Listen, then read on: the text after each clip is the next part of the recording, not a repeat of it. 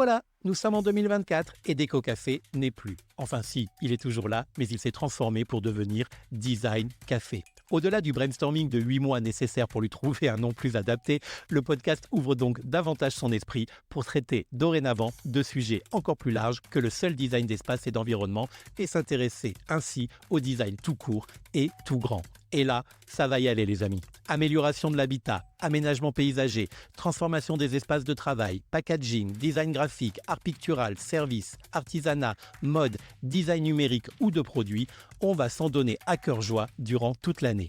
J'ai des idées de sujets à revendre et des invités qui attendent bien au chaud pour nous partager leur expérience et leur passion. J'ai tellement hâte d'explorer pour vous et avec vous tous ces univers où la créativité est partout.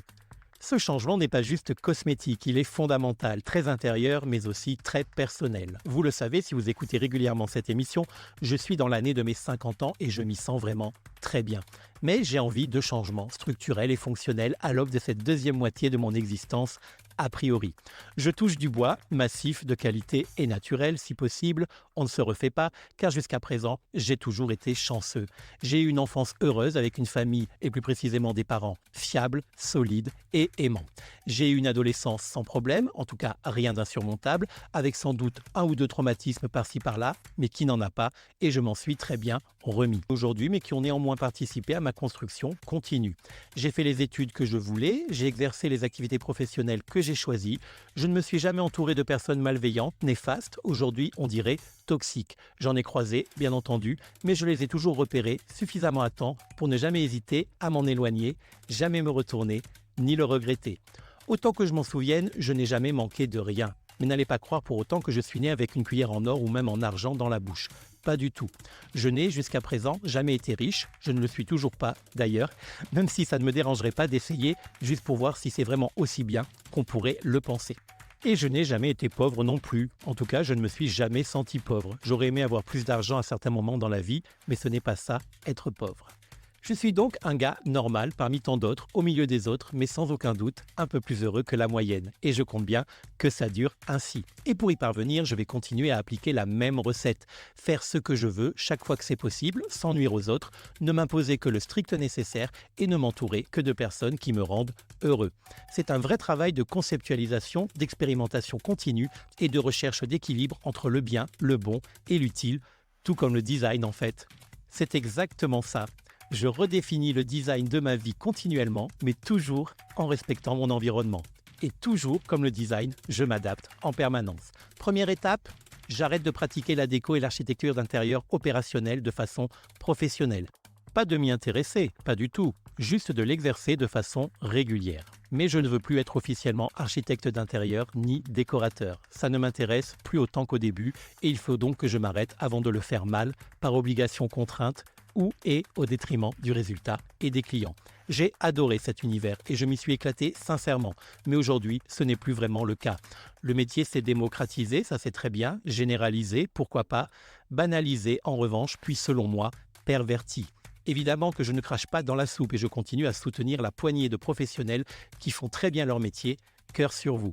Mais ne comptez pas sur moi pour occulter la réalité d'un univers qui est devenu un véritable panier à crabes en métropole, mais aussi à La Réunion. Formation à la con, arnaque, magouille, imposture, malveillance et j'en passe. J'ai vu de tout, chez les confrères, chez les clients, comme chez les partenaires ou les fournisseurs. J'en ai déjà parlé dans un épisode sans filtre du podcast et une deuxième partie sera d'ailleurs consacrée dans cette nouvelle saison dans laquelle j'en profiterai pour détailler les raisons de cette décision. Promis, je vous dirai tout. Je vous donnerai aussi très régulièrement les clés pour bien appréhender votre projet et surtout pour ne pas vous faire avoir si vous vous lancez dans un projet de rénovation, de transformation ou de décoration qui nécessite que vous fassiez appel à un professionnel. Et puis, je ne m'interdis pas d'accepter un projet waouh à l'occasion. On a toujours une bonne raison de rechausser les crampons. We'll see. Mais pour l'heure, j'ai vraiment envie de me consacrer aux 5 perspectives principales de mon épanouissement professionnel et donc indissociablement personnel. Le design, le conseil, la vente, l'écriture et la communication. Côté court, c'est le commerce, quoi qu'il arrive, avec toujours autant de passion pour les produits, les services et les clients, qu'ils soient particuliers, B2B ou B2B2C. Décorateur, décoratrice, on va se revoir et j'aurai peut-être même des annonces à vous faire. Peut-être. Côté jardin, C'est le podcast évidemment, ce média retardataire en France, mais dorénavant en plein essor et que j'adore, que je prends un plaisir immense à écrire, à enregistrer, à monter, mixer, diffuser, promouvoir, bref, à animer et à produire pour moi et pour vous qui êtes fidèles, de plus en plus nombreux à écouter. C'est pour moi une source de joie immense, presque autant que... Non, en fait c'est une joie incomparable.